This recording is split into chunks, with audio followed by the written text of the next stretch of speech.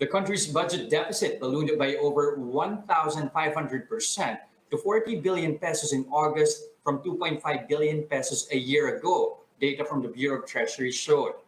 Last month's fiscal gap, however, was lower than the 140 billion peso deficit in July. Revenues fell 13% to 243 billion in August, with tax revenues sinking 11% to 233 billion pesos. Non-tax revenues, which include privatization proceeds, dropped 44% to 10 billion pesos.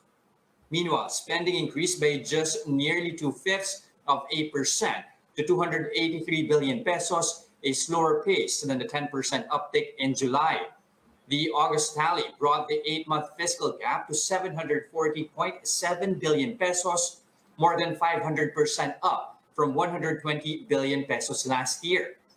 The year-to-date shortfall is also wider than the 660 billion pesos reported for full year 2019.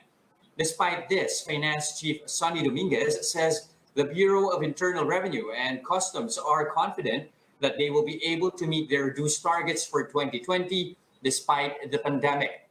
The BIR has so far collected 77% of its 1.69 trillion peso target, while the customs 8-month revenues accounted for 70% of its 506 billion peso goal.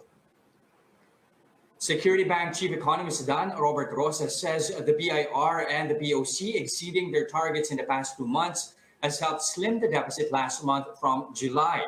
Union Bank Chief Economist Carlo Asuncion says the further reopening of the economy could give tax collections a boost in the coming months.